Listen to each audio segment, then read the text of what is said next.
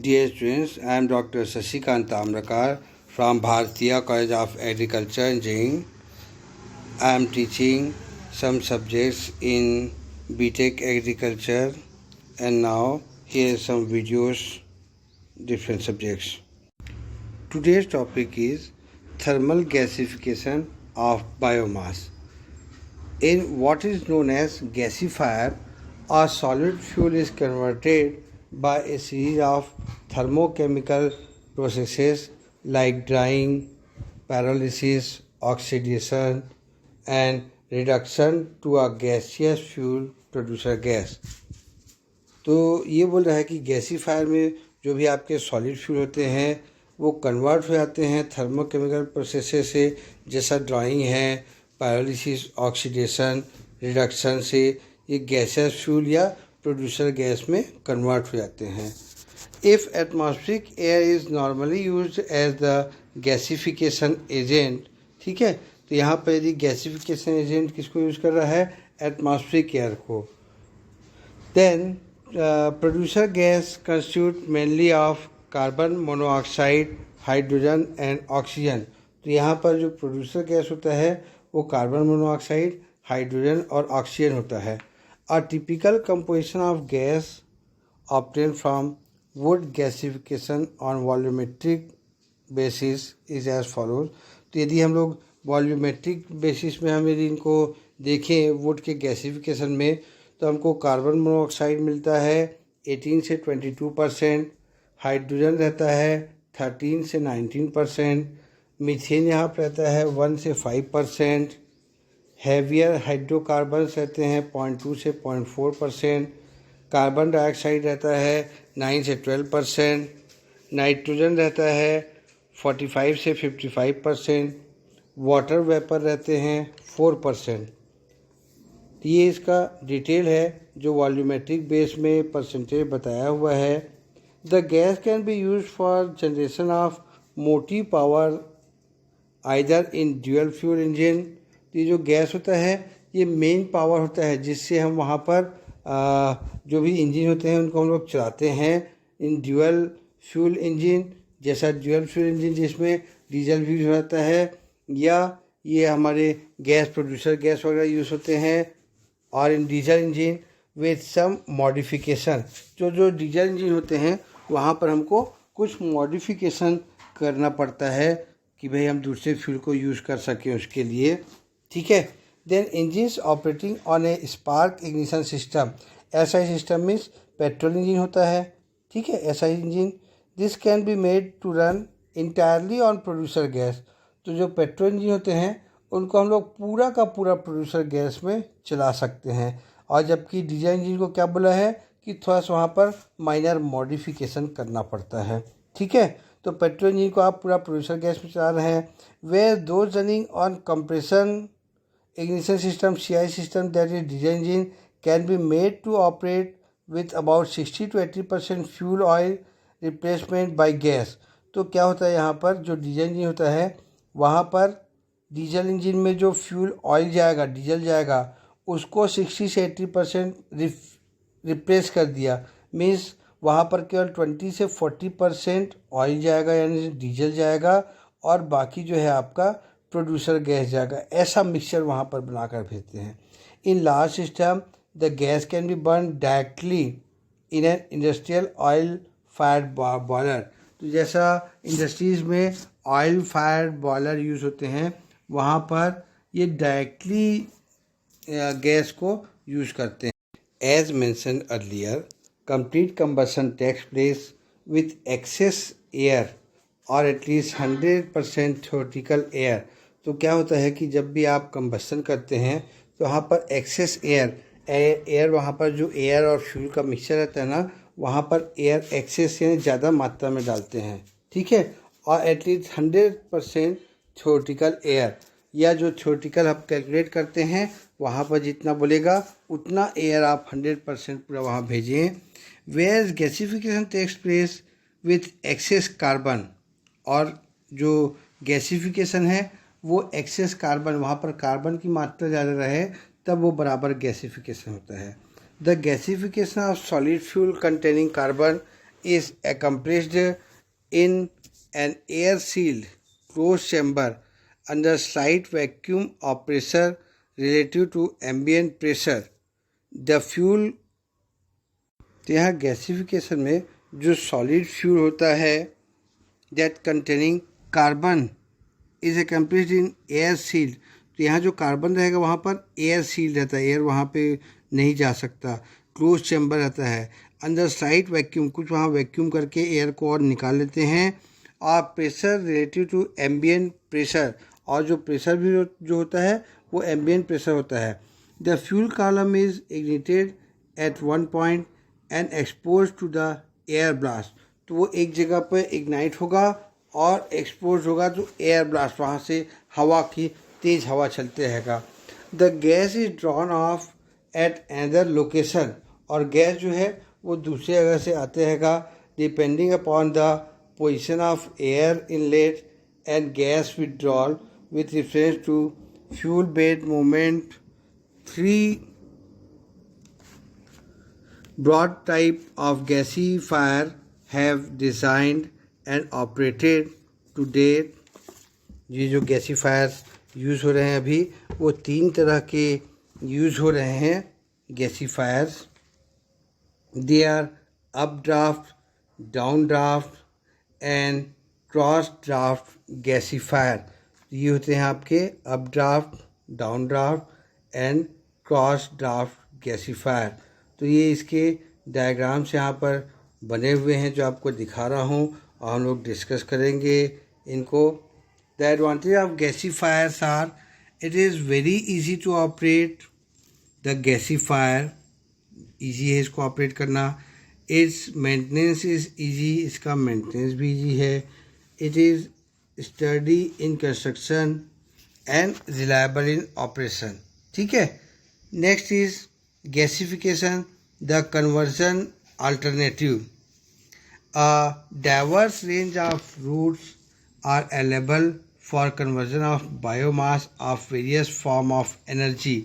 तो बायोमास को डिफरेंट जो फॉर्म एनर्जी के फॉर्म होते हैं वहाँ पर इसको कन्वर्ट करना है।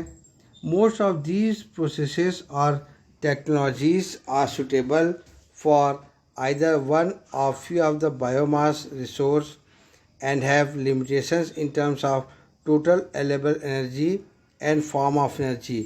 तो मुख्य ये है कि भाई जो आपको जो टेक्नोलॉजीज़ अवेलेबल हैं वो सुटेबल फॉर वन और फ्यू बायोमास, तो अलग अलग बायोमास हैं उनके लिए अलग अलग टेक्नोलॉजी यूज़ करते हैं, और इनका लिमिटेशन भी है इनके साथ में कि भाई टोटल अवेलेबल एनर्जी, कैसा आपको एनर्जी अवेलेबल है और उसको आप किस किस फॉर्म में यूज़ कर रहे हैं, इसके ऊपर ये डिपेंड करता है।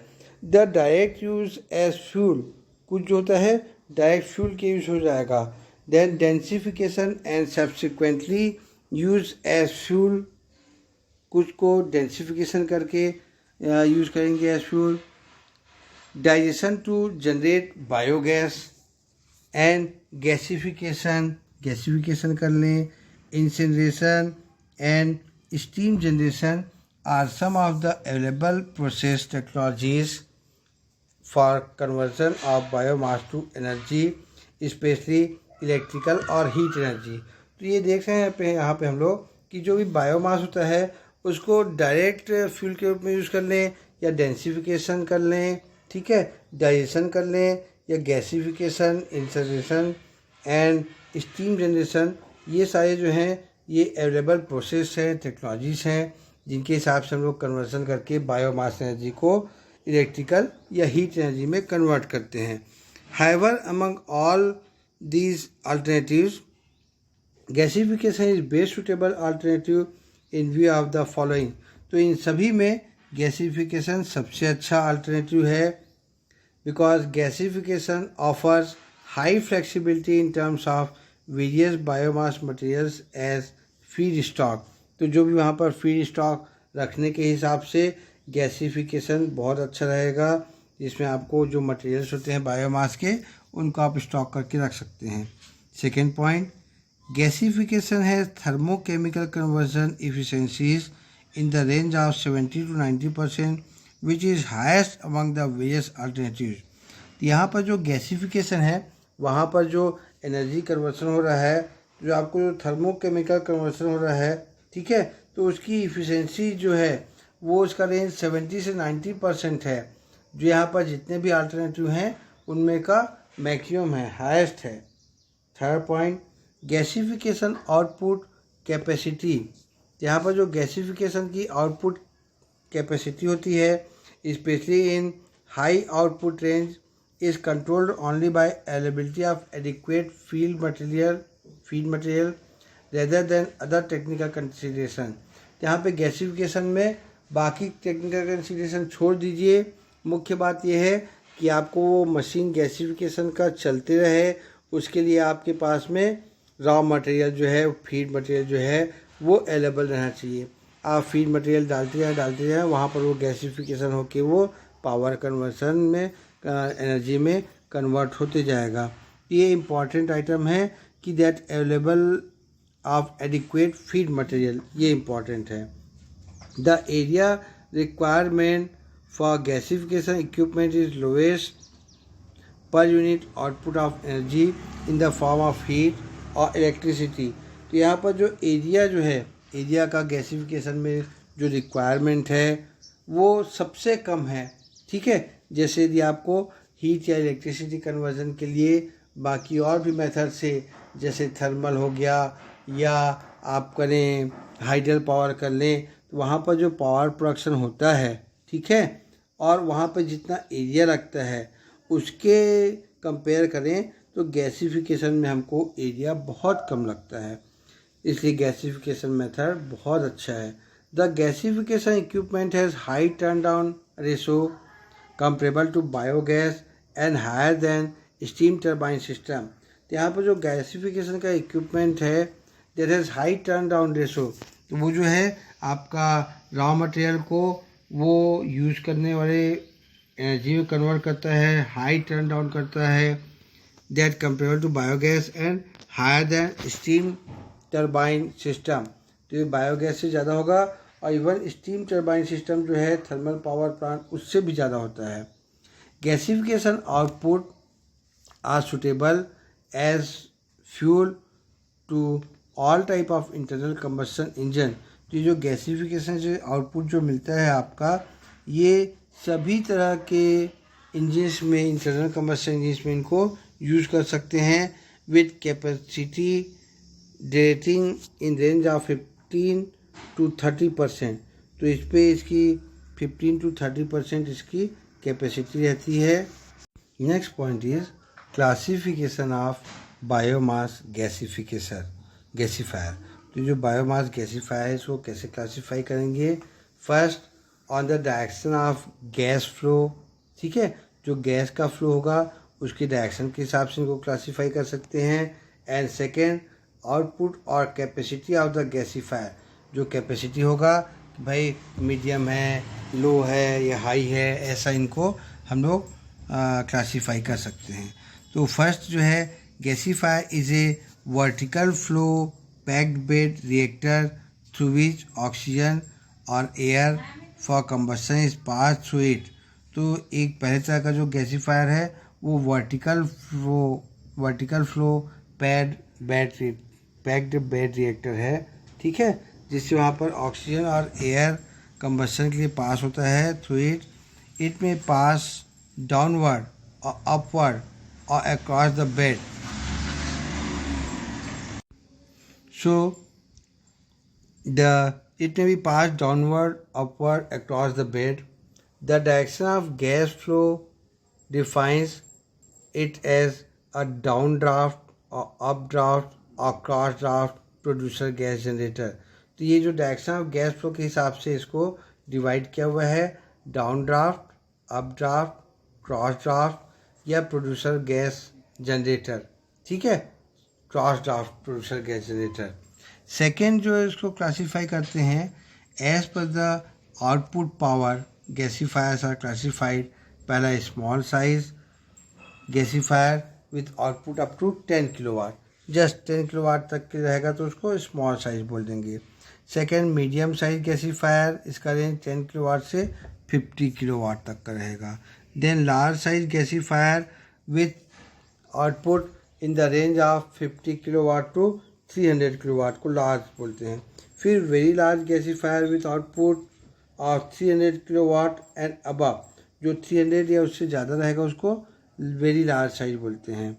देन एक और है gasification for direct thermal energy application, तो जहाँ पर यूज़ होता है इंडस्ट्री में वहाँ पर डायरेक्ट इसको थर्मल एनर्जी में एप्लीकेशन में यूज़ कर लेते हैं। देन गैसीफायर में आल्सो भी classified as per the bed, जो बेड बना होता है उस पर उसके ऊपर भी कर सकते हैं। Fixed bed and fluidised bed, ये दो तरह से इनको क्लासीफाई कर सकते हैं। पहला fixed bed gasifier, the three main design of fixed bed gasifier are up draft, down draft and cross draft. ये तीन तरह के होते हैं यहाँ पर। सबसे पहले हम लोग पढ़ेंगे अप ड्राफ्ट गैसीफायर। ये जो है आपका अप ड्राफ्ट गैसीफायर है। In up draft gasifier air इंटर्स below the combustion zone, जो कंबशन जोन के नीचे में सबसे नीचे में देखिए आप लेफ्ट साइड में, यहाँ पर से एयर इंटर हो रहा है। And the producer gas leave near the top of the gasifier, और ये प्रोड्यूसर गैस जो है ये लगभग टॉप ऑफ द गैसीफायर के बाद से आपको ये गैस लेफ्ट साइड पे देखिए गैस दिखाया हुआ है, यहाँ से रिलीज हो रहा है। ठीक है। Then this type of gasifier is easy to build and operate, ये बनाना और ऑपरेट करना बहुत आसान है। The gas produce has practically no ash, ठीक है, तो प्रैक्टिकली यहाँ पर कोई एस नहीं होना चाहिए, राख नहीं होना चाहिए। But contains tar and water vapour, but यहाँ पर टार मिलता है, जो मेन रोड बनाते हैं हम लोग, डामर रोड बनाते हैं वो डामर मिलता है। एंड वाटर वेपर, और पानी का भाप मिलता है because of passing of gas through the unburn fuel, तो जो फ्यूल जला नहीं रहता है, लकड़ी या जो बायोमास जला नहीं रहेगा अनबर्न फ्यूल, वहाँ से पास होने के कारण वहाँ पर आपको वाटर वेपर भी मिलता है। Hence up draft gasifier suitable for tar free fuel like charcoal, तो ये चारकोल बनाने के लिए यूज़ होता है। स्पेशली इन स्टेशनरी इंजन, तो जो स्टेशनरी इंजन होते हैं वहाँ पर ये चारकोल बनाने के लिए काम में आता है। ये डायग्राम में आप देखें सबसे टॉप में यहाँ पर बायोमास मिलता है, उसके बाद फिर ये ड्राइंग जोन है, यहाँ पर ड्राई करते हैं इनको, फिर वो नीचे गिरते आता है। तो राइट साइड में देखते हैं हम लोग पायरोलिसिस जोन है, उसके बाद फिर रिडक्शन जोन है, उसके बाद फिर ये ऑक्सीडेशन जोन है, यहाँ पर एयर आ जाता है तो ऑक्सीडेशन जोन है। यहाँ पे फिर राइट साइड में नीचे एस लेयर, बॉटम जो है वहाँ पर एस इकट्ठा हो जाएगा, और सबसे नीचे से यहाँ पे बेफल्स में से एस को निकाल सकते हैं। लेफ़्ट साइड में देखेंगे हम लोग नीचे से एयर सप्लाई हो रही है, उसके बाद फायर पोर्ट है, वो एस लेयर वाले पे नीचे एक ग्रिड टाइप का बन रहेगा जहाँ पर फायर पोर्ट से हम लोग आग डालते हैं, और लेफ़्ट साइड में जो टॉप है वहाँ पर से ये गैस बाहर निकल के आता है। तो ये जो अरेंजमेंट है ये बहुत आसान है और इसको बनाने पे बहुत हेल्पफुल रहेगा, इसको बनाना और यूज़ करना बहुत आसान है।